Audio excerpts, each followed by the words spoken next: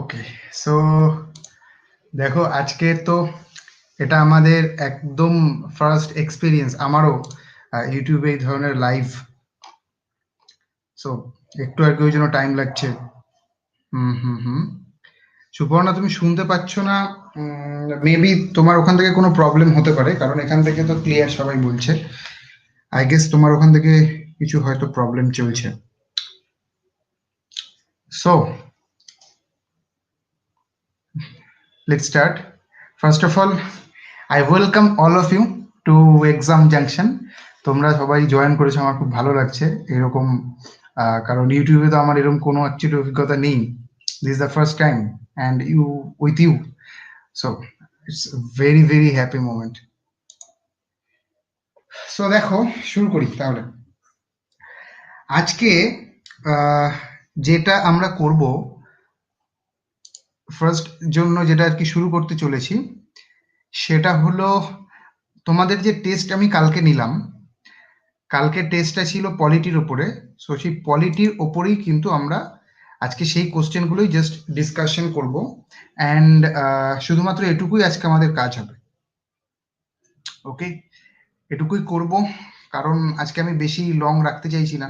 মানে just like an experiment দেখতে চাইছি যে কিভাবে পুরো সিস্টেম কাজ করছে। I hope it's all fine. Okay, very good. Graph বলতে এই গ্রাফটা হলো তোমাদের, তোমরা যে কে আনসার করেছো, কিভাবে করেছো, খুব সুন্দরভাবে গ্রাফের মধ্যে দিয়ে দেখানো আছে গুগল ফর্মের মাধ্যমে। সো এইরকম আমাদের 20টা কোশ্চেন ছিল এখানে, পরপর 20টা কোশ্চেন, কে কটা আনসার করেছো, কতগুলো রং করেছো, কতগুলো রাইট করেছো, everything is given here. So this is a very very nice thing.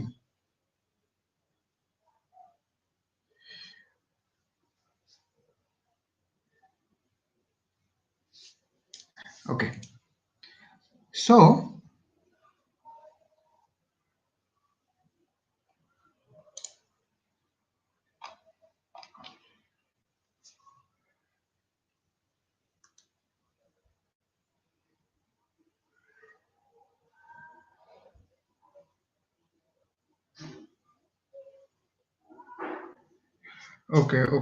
Okay guys, just time লাগছে।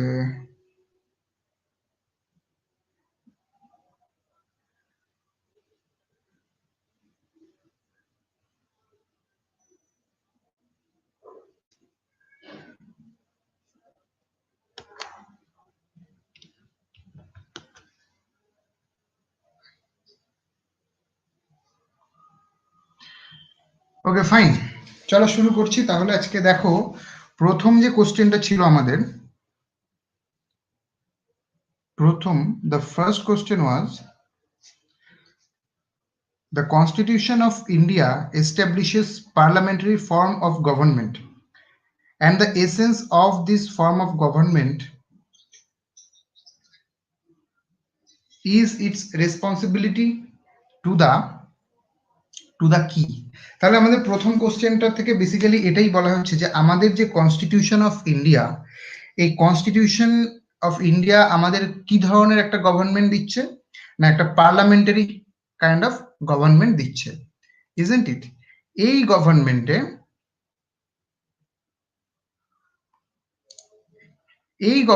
আমরা কি পাবো, না এই গভর্নমেন্টে আমাদের যেটা বেসিক ফিচার রয়েছে এই গভর্নমেন্টের, সেটা হলো এইটাই যে আমাদের গভর্নমেন্ট রেসপন্সিবল।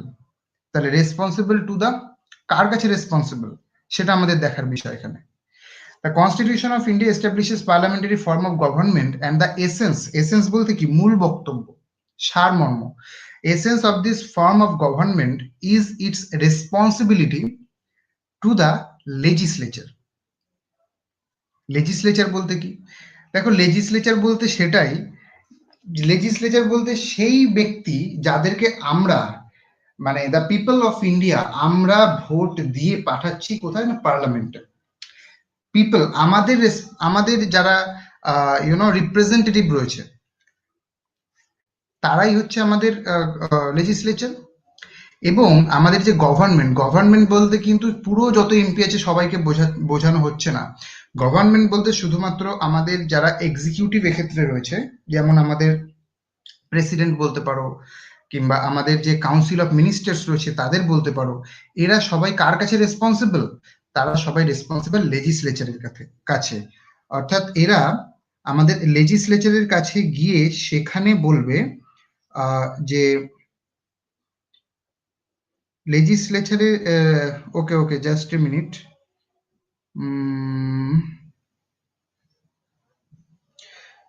দেখো এখানে এখন হোয়াটসঅ্যাপ গ্রুপে যারা মেসেজ কেউ করছে তোমাদেরকে আমি বলছি যে হোয়াটসঅ্যাপ গ্রুপে এখন কেউ মেসেজ করো না, কারণ ওইখানে মেসেজ করলে এখন আমি ওদিকে দেখতে পারবো না, ডিস্ট্রাক্টেড হয়ে যাবো। এনিওয়ে, হোয়াটসঅ্যাপ গ্রুপে যেন কেউ মেসেজ না করে, মেবি তোমরা কেউ না, হয়তো যারা জয়েন করেনি এখানে ওরা মেসেজ করছে, আমি বলে দেবো সবাই কি করে দেবো অবশ্যই। এনিওয়ে, সো তাহলে আমাদের গভর্নমেন্ট কার কাছে রেসপন্সিবল? না, hour government is responsible to the legislature. যারা এখানে দেখো তোমরা কত সুন্দরভাবে এখানে দিয়েছে, আমি খুব এটা দেখে আমার খুব ভালো লাগলো যে গুগল ফর্মের এত সুবিধা আছে এটা ইউজ করার। তোমরা 15 জন এটা অ্যাটেন্ড করেছো, তার মধ্যে 7 জন এটাকে ঠিকঠাক বলেছো, মানে লেজিসলেচারকে বলেছো, অ্যান্ড 7 জন বলেছো প্রেসিডেন্ট। প্রেসিডেন্ট কেন হবে?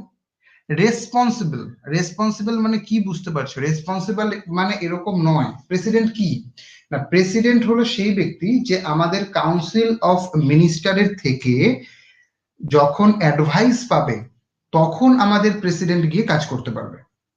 এটা হচ্ছে আমাদের প্রেসিডেন্টের লিমিটেশনস।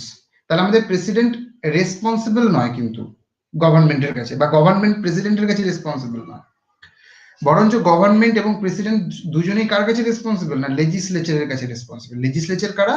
যাদেরকে আমরা ভোট দিচ্ছি, যারা direct representative of the people, তারা লেজিসলেচার। বোঝা গেল? এই কোশ্চেন থেকে আর কোনো আশা করি ক্লিয়ার মানে প্রবলেম থাকা উচিত না। তাহলে গভর্নমেন্ট বলতে এক্সিকিউটিভ, তারা লেজিসলেচারের কাছে রেসপন্সিবল। ক্লিয়ার? ফার্স্ট কোশ্চেন আশা করি ক্লিয়ার। নেক্সট কোশ্চেন দেখবো, কোশ্চেন নাম্বার 2। কোশ্চেন নাম্বার 2 তে কি বলছে? When can the parliament legislate on a subject in the state list? তাহলে আমাদের এই কোশ্চেনটা থেকে কি বুঝতে পারছি যে আমাদের পার্লামেন্ট লেজিসলেট বলতে কোনো বিল বা কোনো অ্যাক্ট পাস করা। আমাদের পার্লামেন্ট কখন কোনো অ্যাক্ট পাস করতে পারবে on a subject in the state list, state লিস্টের কোনো সাবজেক্টের ওপর। ক্লিয়ার? এই জিনিসটা কিন্তু তোমরা বেশিরভাগ সবাই ঠিকঠাক করেছো। ওকে, চলো। তো দেখো এটা খুব সুন্দরভাবে রয়েছে, তোমরা তোমরা মানে লক্ষ্মীকান্তে খুব খুব ভালোভাবে দেওয়া রয়েছে। ফার্স্ট অপশন কি রয়েছে?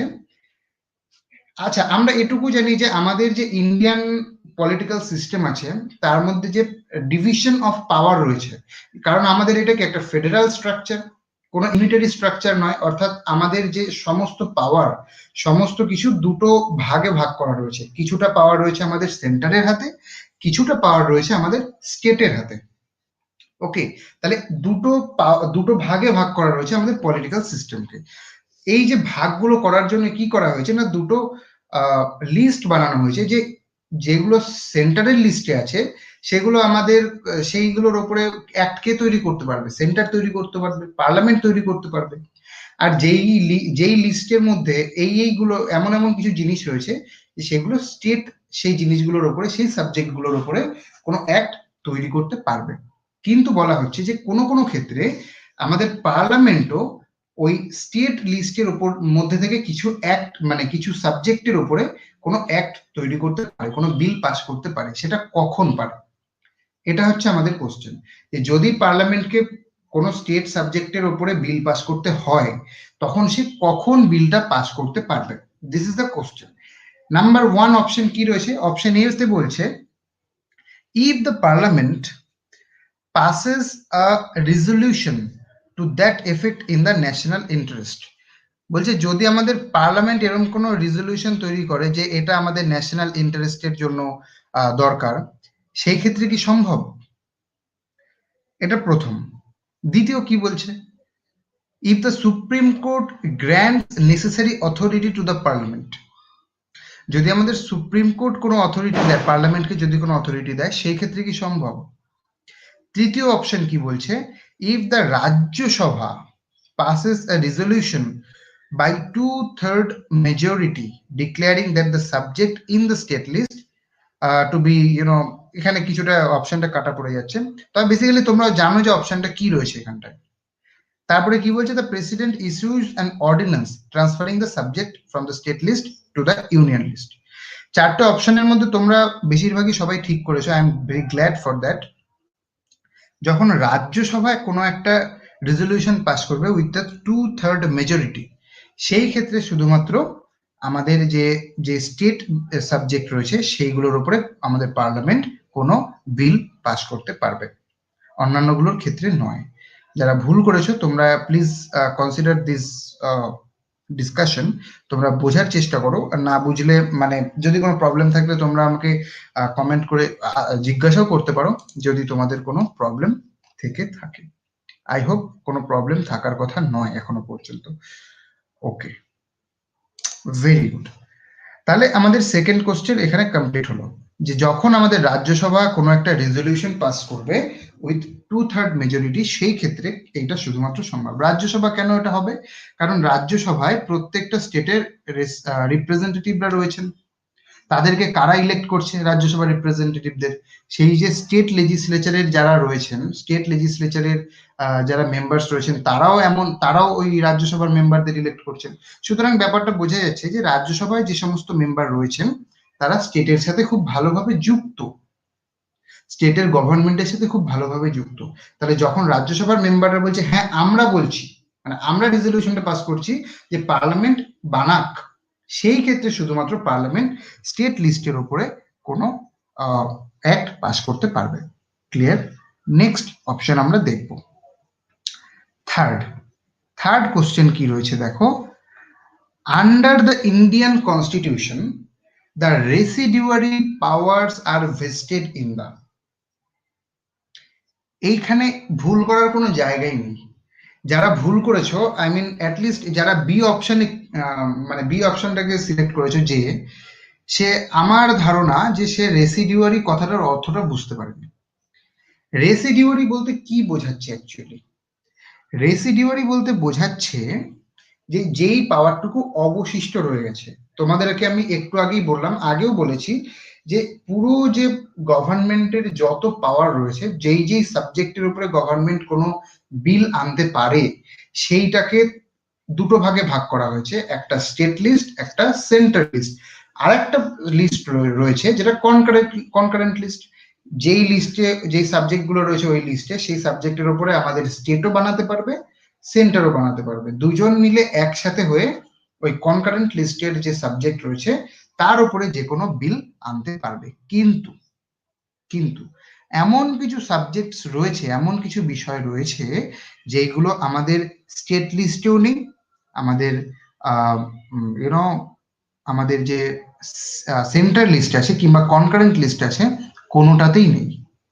তাহলে যেই বিষয়গুলো, যেই সাবজেক্টগুলো কোনো লিস্টেই কোনো কারণবশত লেখা সম্ভব হয়নি, ওকে, সেই ক্ষেত্রে সেইগুলো কিভাবে সম্ভব?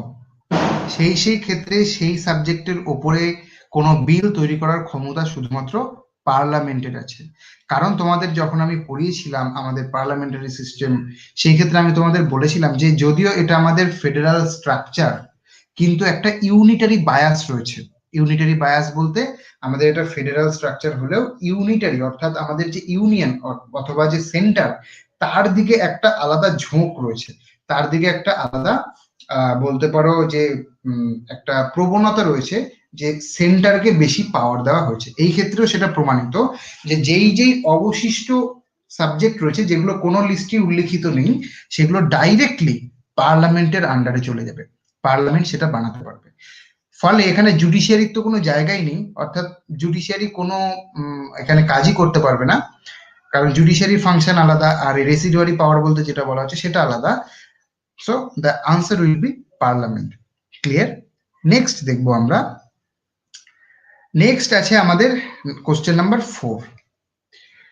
Which of the following constitutional provisions facilitate union control over states? Number 1 কি বলছে? নাম্বার 1 বলছে all India services, grants in aid, interstate council. এই যে তিনটে তোমার এখানে দেওয়া রয়েছে, এই তিনটের মধ্যে তিনটে কি কি দেওয়া রয়েছে না, অল ইন্ডিয়া সার্ভিসেস রয়েছে, গ্র্যান্টস ইন এইড মানে যে গ্র্যান্ট গুলো রয়েছে সেগুলো, আর ইন্টারস্টেট কাউন্সিল রয়েছে। এই তিনটে মধ্যে কোনটা কোনটা এই বিষয়টাকে বোঝায় যে ইউনিয়ন কন্ট্রোল স্টেটের উপরে, স্টেটের উপরে সেন্টারের যে একটা এক্সট্রা কন্ট্রোল রয়েছে, এটা কোন কোন বিষয়গুলো আলোচনা করছে। এখানে মানে আমি দেখতে পাচ্ছি তোমরা 12 জন আনসার দিয়েছো, 12 জনের মধ্যে 4 জন শুধুমাত্র কারেক্টলি বলতে পেরেছো, মানে এইটা মন দিয়ে দেখবে, কারণ বাদ বাকিরা এটা অ্যাটেম্পটই করনি। 12 জন অ্যাটেম্প্ট করেছো, তার মধ্যে 4 জন শুধুমাত্র কারেক্ট আনসার দিতে পেরেছো। The correct answer is 1, 2 and 3, তিনটেই কারেক্ট আনসার। মানে তিনটে বিষয় কিন্তু এটা প্রমাণ করছে যে স্টেটের উপরে ইউনিয়নের একটা এক্সট্রা কন্ট্রোল রয়েছে। অল ইন্ডিয়া সার্ভিসেস, এবার আমরা একটু ডিটেলে যাই। All India services, all India services বলতে কি না, অল ইন্ডিয়া সার্ভিসেস যেমন আইএএস বলো, আইপিএস বলো, এছাড়া যে সমস্ত অন্যান্য সার্ভিসেস গুলো রয়েছে, যেইগুলোকে কি বলছে না, যেই সার্ভিসেস এর যে পার্সোনাল রয়েছে, যে অফিসার রয়েছে, তাদেরকে অ্যাপয়েন্ট করছে আমাদের সেন্টার, কিন্তু তারা এসে কাজ করছে স্টেটের আন্ডারে। তাহলে এখানে তাদেরকে কে অ্যাপয়েন্ট করছে? সেন্টার, কিন্তু তারা কাজ করছে কোথায়? স্টেটের আন্ডারে। তাহলে এটা থেকে বোঝা যাচ্ছে যে এখানে কিন্তু সেন্টারের একটা কন্ট্রোল অটোমেটিক্যালি স্টেটের উপরে চলে আসছে। Grants in aid, grants in aid বলতে কি বোঝাচ্ছে? টাকা পয়সা।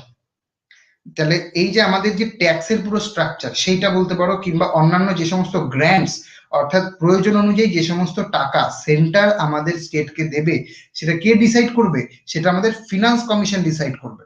ফিনান্স কমিশনকে কে কনস্টিটিউট করছে? প্রেসিডেন্ট কনস্টিটিউট করছে। প্রেসিডেন্ট মানে কে?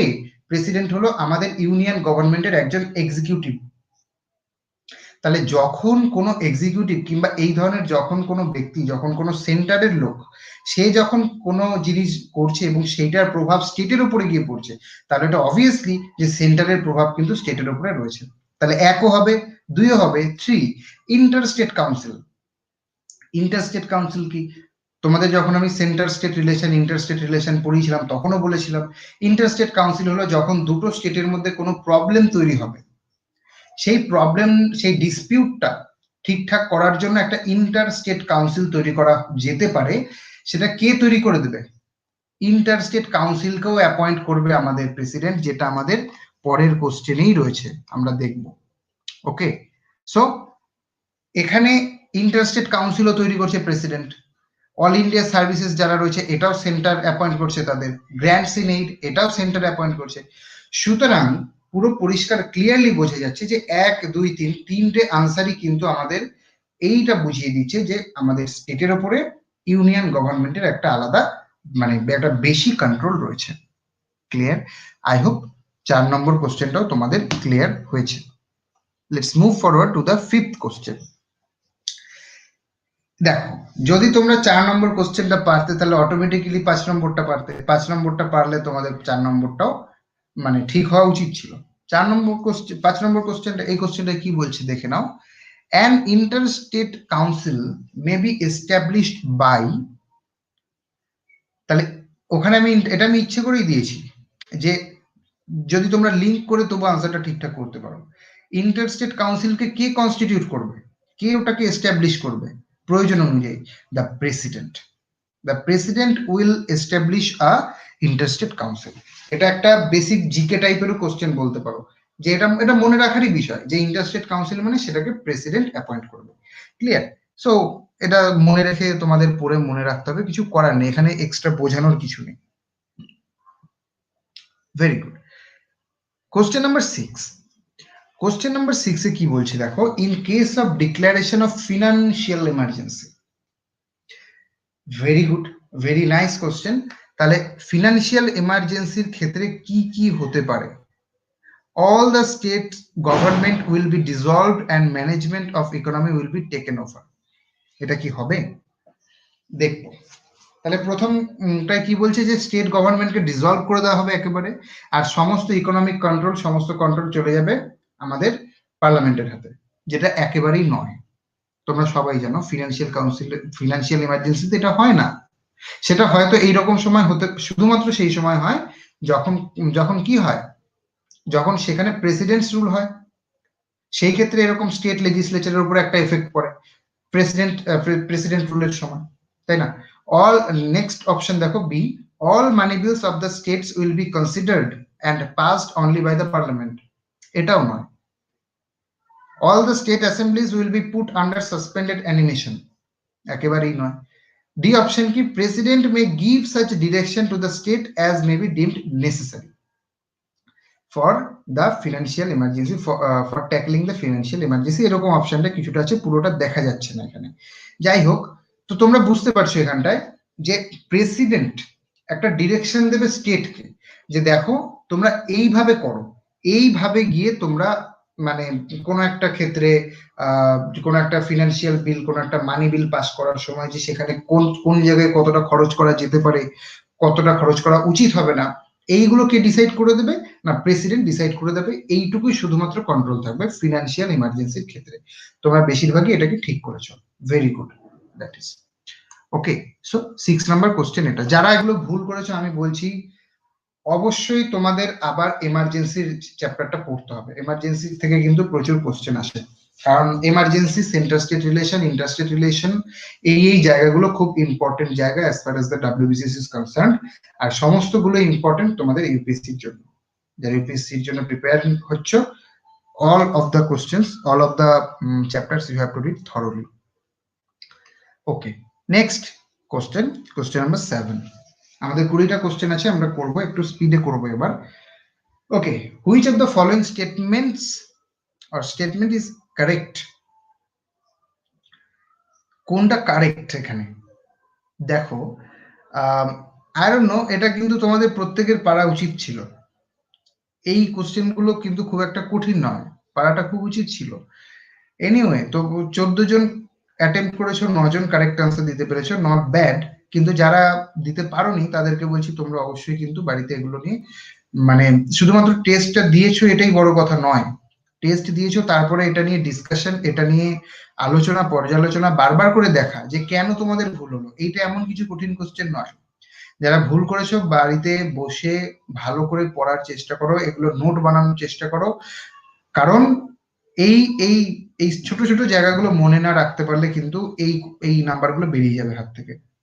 মেজরিটি অফ দ্য অ্যাসপিরেন্টস যারা পরীক্ষা দিতে যাবে তাদের মধ্যে বেশিরভাগই যারা রয়েছে তারা এগুলো করতে পারবে। তাহলে তোমরা যদি এই কোশ্চেন গুলো করতে না পারো তাহলে কিন্তু you will be out of the race. Okay, so এই কোশ্চেন গুলো পারতে হবে, this are not very tough question. Okay, তাহলে কি বলছে যে কোনটা কারেক্ট সেটা আমাদের দেখতে হবে। The chief election commissioner of India holds his office during the pleasure of the president. কোশ্চেনটা আই এম সরি পুরোটা দেখা যাচ্ছে না, প্লেজার অফ দ্য প্রেসিডেন্ট, এখানে তোমরা কিছুটা দেখতে পাবে, প্লেজার অফ দ্য প্রেসিডেন্ট, যেটা একেবারেই নয়। চিফ ইলেকশন কমিশনারকে প্রেসিডেন্ট সরাতেই পারবে না। তোমরা লজিক্যালি ভেবে দেখো না, চিফ ইলেকশন কমিশনার কি, যে সমস্ত ইলেকশনকে কন্ট্রোল করছে, যে প্রেসিডেন্টের ইলেকশনকেও কন্ট্রোল করছে। তাহলে যদি এই কন্ট্রোলটা, যদি এরকম সম্ভব হতো যে ইলেকশন কমিশনারকে প্রেসিডেন্ট সরিয়ে দিতে পারবে, তাহলে প্রেসিডেন্ট তো তাকে সরিয়ে দিত। কারণ প্রেসিডেন্টের কি চাই না, প্রেসিডেন্ট চাইবেই যে আমি যেন ক্ষমতায় থাকতে পারি। তাহলে এটা কখনোই সম্ভব নয় যে প্রেসিডেন্ট চিফ ইলেকশন কমিশনারকে সরাতে পারবে, এটা সম্ভবই নয়। নেক্সট কি বলছে, the governor of the state holds his office during the pleasure of the president. It's very true. গভর্নরকে কি বলা হচ্ছে না, প্রেসিডেন্টের একজন প্রতিনিধি। সে প্রেসিডেন্ট কোথায়, সেন্টারে, ঠিক সিমিলার একটা অফিস হচ্ছে স্টেটে। এখানে রয়েছে আমাদের প্রেসিডেন্ট, আর এখানে রয়েছে গভর্নর। তাহলে গভর্নর কতক্ষণ আছে না, যতক্ষণ প্রেসিডেন্ট তাকে রাখবে। So it will B the correct answer, and the rest options will not be correct. You will see it by yourself, এবং তোমরা দেখেছো I hope. Next question দেখো, question number 8. The vice president is elected by an electoral college consisting of, তাহলে vice প্রেসিডেন্টকে কারা elect করছে? 15 জন attempt করেছো, তার মধ্যে মাত্র 6 জন এটা কারেক্টলি আনসার করতে পেরেছো। তোমরা পড়ো, তোমাদের এখনো অনেক পড়তে হবে। এনিওয়ে, আমি তোমাদের একটু ডিটেলে এটা বলে দিচ্ছি। ভাইস প্রেসিডেন্টকে কারা ইলেক্ট করতে পারবে? ইলেকটোরাল কলেজ বলতে কিছু ব্যক্তিকে একসাথে করে বলা হচ্ছে যে এই কজন মিলে এটাকে কন্ট্রোল করতে পারবে। কিভাবে বলা হচ্ছে যে কারা কারা মানে ইলেকশনে ভোট দিতে পারবে? The members of both houses of parliament, এটা হবে কারেক্ট অ্যান্সার। কিন্তু অন্যগুলো কারেক্ট কেন হবে না আমি বলছি। দেখো বলছে দুটো হাউস, পার্লামেন্টের দুটো হাউসের প্রত্যেকজন, যতজন আছে মেম্বার, তারা সবাই এখানে অংশ নিতে পারবে। অন্যগুলো কেন হবে না? Elected members of the both houses of parliament, এইটা কিন্তু এই যে বোথ হাউসেস অফ পার্লামেন্ট, এটা প্রেসিডেন্টের ক্ষেত্রে হয়, যে শুধুমাত্র ইলেক্টেড মেম্বাররা হতে পারবে, নমিনেটেড মেম্বাররা অংশ নিতে পারবে না। কারণ কি? নমিনেটেড মেম্বার মানে তাদেরকে প্রেসিডেন্ট নমিনেট করেছে, প্রেসিডেন্ট তাদেরকে নিয়েছে, তাহলে প্রেসিডেন্ট যাদেরকে নমিনেট করবে তারা তো অবভিয়াসলি ওই প্রেসিডেন্টের হয়েই ভোট দেবে, তাই না? সেই জন্য নমিনেটেড মেম্বাররা প্রেসিডেন্টের ক্ষেত্রে ভোট দিতে পারে, কিন্তু ভাইস প্রেসিডেন্টের ক্ষেত্রে তো এরকম কোনো প্রভিশন নেই। ভাইস প্রেসিডেন্টের তো এইরকম কোনো অধিকারই নেই যে সে কাউকে নমিনেট করবে। Are you understanding? তাহলে এই জন্য ভাইস প্রেসিডেন্টকে নিযুক্ত করার ক্ষেত্রে মানে পার্লামেন্টের যে দুটো হাউস, সেই দুটো হাউসের প্রত্যেকজন ব্যক্তি, প্রত্যেকজন মেম্বার, সে নমিনেটেড হোক, সে ইলেক্টেড হোক, সে অংশ নিতে পারবে। ঠিক আছে? তোমাদেরকে লজিক গুলো মাথায় রেখে পড়তে হবে, কারণগুলো বুঝে পড়তে হবে যে কেন এটা, কেন অন্যটা নয়। ক্লিয়ার? নেক্সট দেখবো number 9, the first citizen of India. Yeah, that is obviously the president of India. 15 জন আনসার করেছে, 14 জনই ঠিক করেছে। অবভিয়াসলি এটা একটা বেসিক জিকে, মানে এখানে বোঝানোর তো কিছু নেই। The first president of India is the president, I am sorry, the first citizen of India is the president. Very good. Next question number 10, which one of the following is an incorrect statement? Incorrect statement কোনটা? Rajya Sabha is a permanent body, এটা কি incorrect statement? না, একেবারেই না। তুমি দুজন এটা বলেছো যে এটাকে ইনকারেক্ট। কেন এটা ইনকারেক্ট কেন হবে? এটা মোটেই ইনকারেক্ট নয়।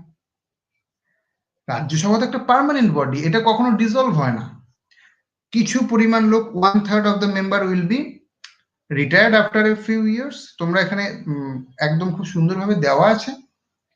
তাহলে কিছু পরিমাণ ব্যক্তি রিটায়ার্ড হবে এবং তারপরে তাদেরকে তারপরে সেই ভ্যাকেন্ট যে প্লেসটা হবে সেখানে আবার কিছু পরিমাণ, সেই সমপরিমাণ ব্যক্তিকে ইলেক্টেড করে নেওয়া হবে। তাহলে পুরোপুরি ডিসলভ হয়ে যায় না। তাহলে রাজ্যসভা একটা পার্মানেন্ট বডি, এটা একেবারেই ইনকারেক্ট নয়, এটা correct. Lok Sabha is not a permanent body, এটাও ইনকারেক্ট নয়, এটাও কারেক্ট। তাহলে এটাও উত্তর হবে না। তারপরে যেখানে সবাই ভুলটা করেছো আসলে, সেটা হলো Lok Sabha can make laws on subjects mentioned in the state list. এইটাকে তোমরা বলেছো ইনকারেক্ট।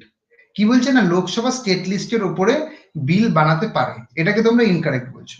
কেন এটা ইনকারেক্ট? একেবারেই নয়। যেটা আমরা আগে আলোচনা করলাম যে হ্যাঁ অবশ্যই, কখন পারে? যখন রাজ্যসভা কোনো একটা রেজলিউশন পাস করে উইথ দ্য 2/3 মেজরিটি। তাহলে এবার রাজ্যসভা বলুক তারপরেই করুক বা যাই হোক, পারে কি পারে না? উত্তর হচ্ছে হ্যাঁ, লোকসভা স্টেট লিস্টের উপরে কোনো ল বানাতে পারে। এটা হচ্ছে ফাইনালি কথা। তাহলে এটা অবশ্যই ঠিক আনসার, এটা মোটেই ভুল নয়। ওকে, সো এটা গেল, এটাও ইনকারেক্ট নয়। তাহলে কোনোটাই এখানে ইনকারেক্ট নয়। তাহলে উত্তর হবে none of the above. Clear? আশা করি তোমরা কোশ্চেনটা বুঝতে পেরেছো। Next number 11, the leader of the opposition is the the leader of the opposition in the Lok Sabha enjoys the rank of central minister. Central minister, এটাও basic GK একটা মানে question, তোমাদের এটা পড়ে মনে রাখতে হবে, তাছাড়া কোনো উপায় নেই, বোঝার কিছু নেই। যে লোকসভার যে অপোজিশনের যে লিডার থাকবে তাকে একজন সেন্ট্রাল মিনিস্টারের র্যাঙ্ক দেওয়া হবে। ওকে, নেক্সট কোশ্চেন দেখবো number 12, the upper house of the state legislature is called. কি বলা হচ্ছে? স্টেট লেজিসলেচারের, তোমরা এখানে দেখো এইরকম ছোট ছোট জায়গায় কিন্তু তোমাদের আটকাবে পরীক্ষায় গিয়ে। রাজ্যসভাকে কারেক্ট আনসার হিসেবে তোমরা লিখেছো 5 জন। আর ইউ আন্ডারস্ট্যান্ডিং? তোমরা 5 জন বলছো যে রাজ্যসভা, কেন? স্টেট লেজিসলেচার, এটা তো বলছে না যে পার্লামেন্ট। পার্লামেন্টের আপার হাউস হলো রাজ্যসভা, স্টেট লেজিসলেচারের আপার হাউস হলো আমাদের বিধান পরিষদ। কিছু তোমাদের মধ্যে কিছু স্টুডেন্ট করেছে বিধানসভা। কেন? আমরা যখন বলি যে সামনের বছর বিধানসভার ভোট আছে, বিধানসভার ভোট মানে কি? বিধানসভার ভোট মানে হলো আমাদের বিধানসভার ভোট মানে হলো আমাদের যে স্টেট লেজিসলেটিভ যে লোয়ার হাউস, অর্থাৎ যেখানে আমাদের মুখ্যমন্ত্রী থাকবেন এবং অন্যান্য যে মন্ত্রীরা থাকবেন সেটার ভোট। বোঝা গেল? তাহলে এইটার উত্তর হবে বিধান পরিষদ। কোশ্চেন ভালো করে পড়তে হবে। Next, number 13, who is the final authority to expound? It means to to say, to give the final meaning, to expound the meaning of the constitution. K finally আমাদের কনস্টিটিউশনের মিনিং কি, আমাদের কনস্টিটিউশনে কোনো একটা পার্টিকুলার প্রভিশনের কি মিনিং রয়েছে সেটা কে বলে দেবে? না, সেটা বলে দেবে আমাদের সুপ্রিম কোর্ট, প্রেসিডেন্ট নয়। প্রেসিডেন্টও যখন কনফিউজ হয়ে যায় তখন প্রেসিডেন্ট কোথায় যায়? সুপ্রিম কোর্টের কাছে যায়, এবং তখন প্রেসিডেন্ট সুপ্রিম কোর্টের কাছে গিয়ে বলবে যে এটা দেখুন তো মশাই, যে এটা কি কনস্টিটিউশনের কারেক্ট না ইনকারেক্ট।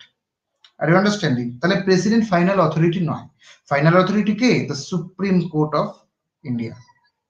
আমাদের কনস্টিটিউশনের কোন প্রভিশনের কি মানে সেটা আমাদের সুপ্রিম কোর্ট বলবে। আচ্ছা, তো এই কোশ্চেন গুলো তো হচ্ছে। আচ্ছা, তোমাদের এখানে একটা কথা বলে দিই, পরে আই থিঙ্ক ভুলে যাব।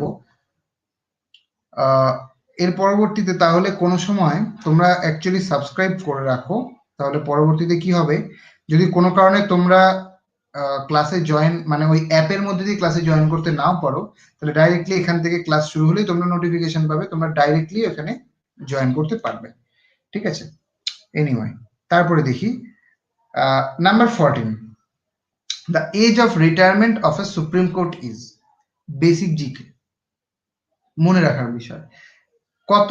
না 65 বছর। তোমরা যতজন অ্যাটেম্প করেছো প্রত্যেকে ঠিক, I am very happy for that. তোমরা সবাই এটাকে ঠিকঠাক ভাবে করেছো। Next, number 15, in India the federal court was constituted by an act of কি? কোন অ্যাক্টের মাধ্যমে আমাদের যে ফেডারেল কোর্ট এইটা এসেছিল? This was the act of 1935। আমি তোমাদের আগেও বলেছি যে 1935 এর যে অ্যাক্ট রয়েছে, this is very very much important. সব থেকে ইম্পর্টেন্ট যদি কোনো অ্যাক্ট থাকে তো সেটা এই 1935 এর অ্যাক্ট। এর মধ্যে দিয়ে অনেক অনেক কিছু করা হয়েছে। তো এটা তোমরা বারবার পড়বে। যে দুজন অন্য অপশনে ক্লিক করেছো, অন্য অপশনকে কারেক্ট বলে মনে করছো, তাদেরকেও বলছি তোমরা 1935 এর অ্যাক্টটাকে ভালো করে দেখো, খোলো, খুলে দেখো যে ওটায় কি কি বলা হয়েছে। উত্তর হবে 1935, এর মাধ্যমে ফেডারেল কোর্টকে এস্টাবলিশ করা হয়েছিল। Next, question number 16, what is the precise meaning of the term habeas corpus? meaning you have to remember this thing. আমি তোমাদের এটা স্পেশালি বারবার করে বলেছিলাম, পড়িয়েছিলাম, বুঝিয়ে দিয়েছিলাম। সো এটার মানে উত্তর এখানে দ্বিতীয় কিছু বোঝানো নেই, তোমাদের এটা মনে রাখারই বিষয় যে হিবিয়াস কর্পাস বলতে সেটা এটাই বোঝানো হবে যে টু হ্যাভ দ্য বডি। এটা হচ্ছে মানে ডাইরেক্টলি মিনিং, হিবিয়াস কর্পাস বলতে টু হ্যাভ দ্য বডি। তোমরা majority of you have made this thing correct. Next, number 17, almost we are finishing our today's target. 20টা কোশ্চেন আছে, 17 নম্বর চলছে। Education is included in the concurrent list. Yes, obviously education, এটা এগুলো এই ছোট ছোট জিনিসগুলো দেখবে তোমরা WBCS এর কোশ্চেন যদি কেউ ফলো করে থাকো, এই পার্টিকুলার কোশ্চেনটা এডুকেশন ইজ ইনক্লুডেড, কোন লিস্টে এডুকেশন আছে, অন্তত 3-4 বার এসছে গত 7-8 বছরে। তাহলে এই ধরনের যে কোন বিষয়টা কোন লিস্টের মধ্যে রয়েছে, এই ধরনের কিছু ইম্পর্টেন্ট বিষয়গুলো তোমাদের মনে রাখতে হবে। এই পার্টিকুলার এডুকেশন কোনটার মধ্যে রয়েছে, এটা অনেক কটার মধ্যে রয়েছে, অনেক কয় বছর কোশ্চেন এটা থেকে এসেছে যে এডুকেশন কোন লিস্টের মধ্যে রয়েছে। The question, the answer will be the concurrent list. Very good. 18, which statement is not correct regarding the qualification of a high court judge? High court জাজের ক্ষেত্রে কোনটা কোন কোয়ালিফিকেশনটা কারেক্ট নয়? এখানে যেগুলো দেওয়া আছে তিনটে দেওয়া আছে, কোনটা কারেক্ট না? It's very easy. তাহলে এখানে দেখো, হি must B a citizen of India, এটা একটা কারেক্ট অপশন, মানে তাকে তো সিটিজেন হতেই হবে, তাহলে এটা তো হবেই না। তারপরে বলছে he must be at least 62 years of age, এটা আমি ইচ্ছে করে দিয়েছি। কেন দিয়েছি ইচ্ছে করে? কারণ এটা আমাদের এরকম ভাবে বলে দেওয়া আছে, ওখানে একদম খুব সুন্দরভাবে লিখে দেওয়া আছে যে কোনো রকম কোনো মানে লোয়ার এজ লিমিট ওখানে ফিক্সড করা নেই।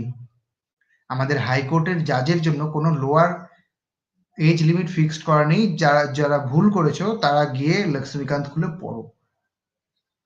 এগুলো খুব বেসিক বেসিক জিনিস, you have to remember this thing. কোনো রকম লোয়ার এজ লিমিট কিন্তু ফিক্সড করা নেই। ওকে, তারপরে দেখো কি বলছে। তাহলে এটা হচ্ছে আমাদের আনসার, যে এটাই একমাত্র এখানে কারেক্ট নয়। ঠিক আছে, বাদ বাকি এইটা আর এবং এটা, the he must be citizen of India, he must be an advocate of high court for 10 years, এই দুটো অপশনই কারেক্ট।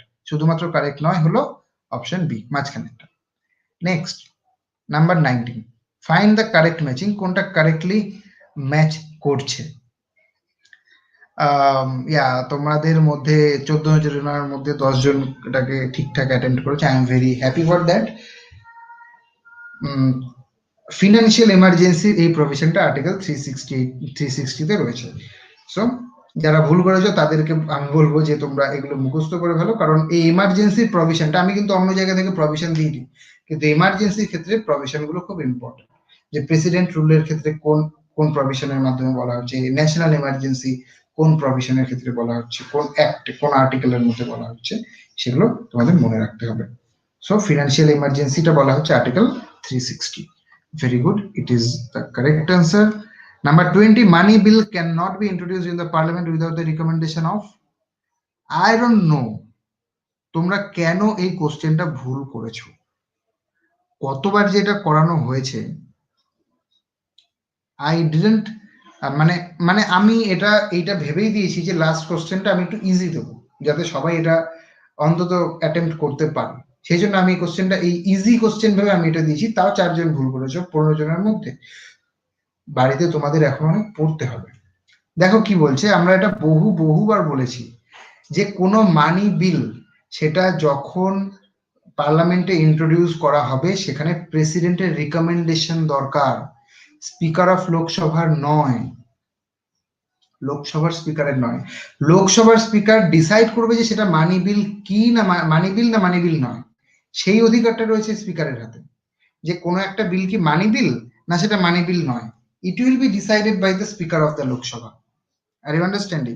কিন্তু এছাড়া বাদ বাকি কোনো কিছু আমাদের স্পিকার মানে স্পিকারের অধিকার না।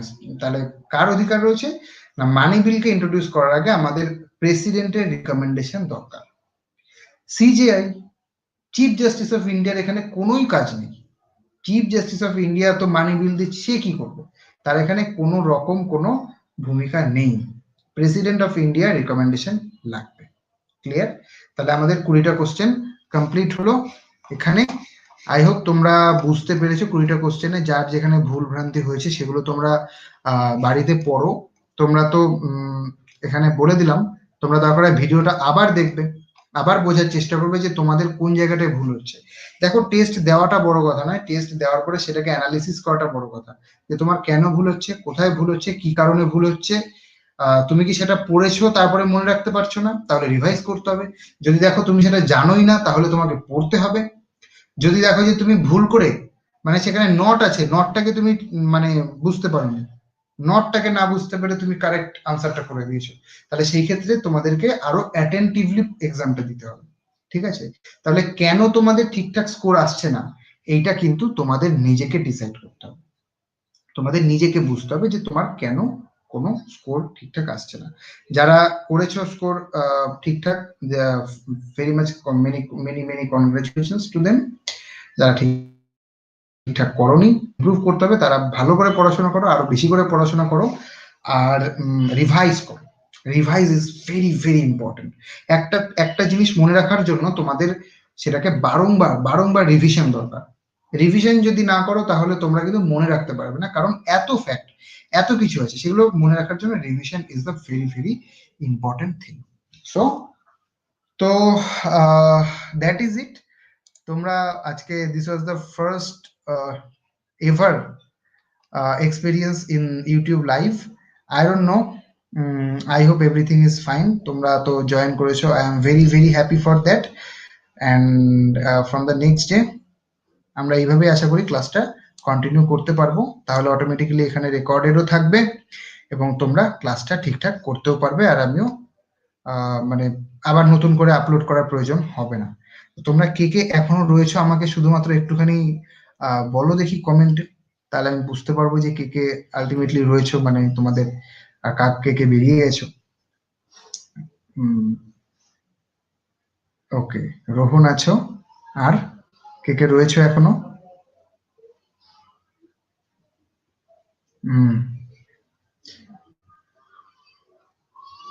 আর কে কে রয়েছো? তোমরা একটু ইয়েস স্যার বা এরকম করে কিছু একটু বলো, তাহলে আমি বুঝতে পারবো।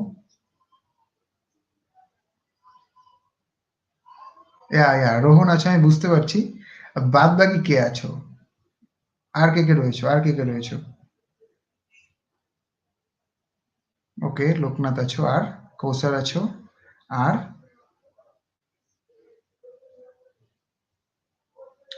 ওকে।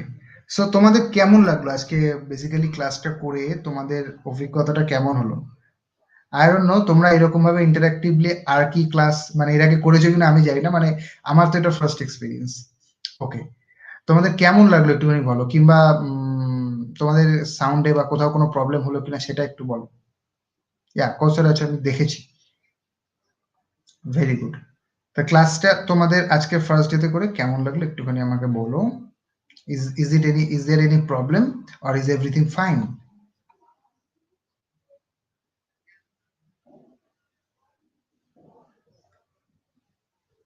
কারণ এরকম তো ক্লাস এরপর আমরা কন্টিনিউ করতেই থাকবো। সো ইয়া ইয়া অন্যরকম ভাবে করা হচ্ছে। হুম। ওকে, so that is it for today. Thank you everyone, thank you very much for joining. তো আমি এখানেই আজকে স্টপ করছি। আবার পরের দিন ক্লাসে তাহলে আমাদের দেখা হবে, ক্লাস হবে।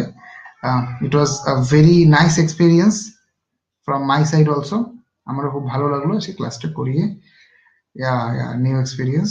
ওকে, very good, very good.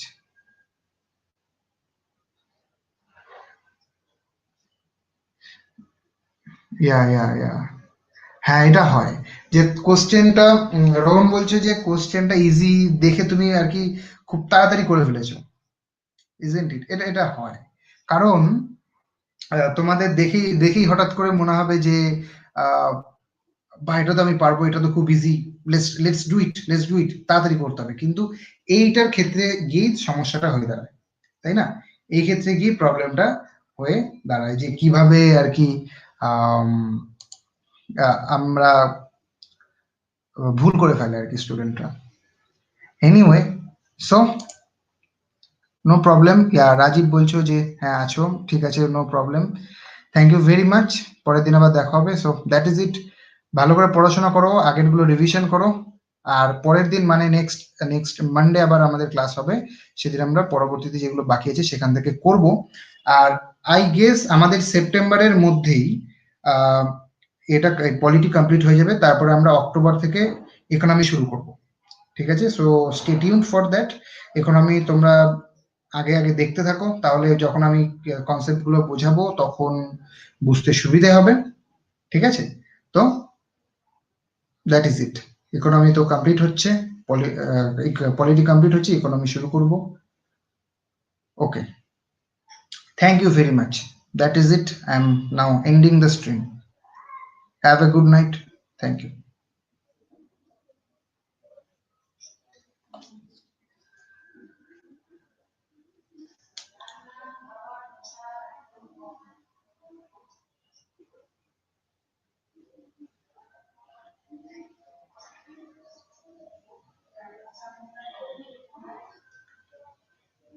Economy কি কোনো বুক কিনবো না? ইকোনমি কোনো বুক কিনবে বলতে দেখো, তোমাদের যেই বুক থেকে পড়ে সুবিধা হবে সেই বুক থেকে পড়বে। আই ডোন্ট নো, আমি তো কোনো বুক সেভাবে রিকমেন্ড তোমায় এখন আমি করতে পারবো না, কারণ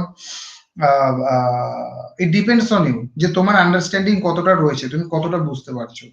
আমি তোমাদের শুধুমাত্র খানিকটা যে কনসেপ্ট গুলো রয়েছে সেই কনসেপ্ট গুলো সম্পর্কে তোমাদের আইডিয়া দিতে পারবো। কনসেপ্ট গুলো বুঝিয়ে দেব, সেখান থেকে তোমরা তখন বুঝতে পারবে যে কিরকম কি রয়েছে, কিন্তু আলটিমেটলি তো পড়তে হবে তোমাদেরই। সো তোমাদের কাছে তোমরা বন্ধুদের জিজ্ঞাসা করো যে কার কোনটা বই পড়তে, কোন বইটা পড়তে ভালো লেগেছে, সে সেইভাবে পড়ো। কিন্তু আমার পার্সোনালি মনে হয় যে যে সমস্ত বইগুলো রয়েছে সেই বইগুলোতে একটুখানি বেশি শর্টকাটে দেওয়া রয়েছে, ঠিক আছে? যেমন ধরো তুমি যে সমস্ত বই মার্কেটে রয়েছে সমস্তগুলোতেই, সো আমি রিকমেন্ড করব ফর ভেরি বিগিনার্স যারা রয়েছে তাদের জন্য প্রথমে এনসিইআরটি পড়ো, বেসিক কনসেপ্ট ক্লিয়ারের জন্য। তারপরে দেখবে 11th বা 12th এর যে ম্যাক্রো ইকোনমিক যে বইটা রয়েছে ম্যাক্রো ইকোনমির উপরে, সেই বইটা পড়ো এনসিইআরটি। এবং তারপরে আরো বেশি ডিটেলে বোঝার জন্য তোমরা শ্রীরাম আইএএস এর যে যে একটা আর কি কপি পাওয়া যায়, অনলাইনে পেয়ে যাবে, যদি নিতেই হয় ওইটা ডাউনলোড করে সেটা প্রিন্ট আউট করে সেটা থেকে পড়তে পারো, ঠিক আছে? সেটা থেকে পড়লে তোমাদের সুবিধা হবে, কারণ ওটা ডিটেলে বোঝানো আছে। Okay, so that is it, I hope আর কোনো কোশ্চেন তোমাদের নেই, তোমরা বুঝতে পেরেছো। Okay Atasi, yeah, thank you very much.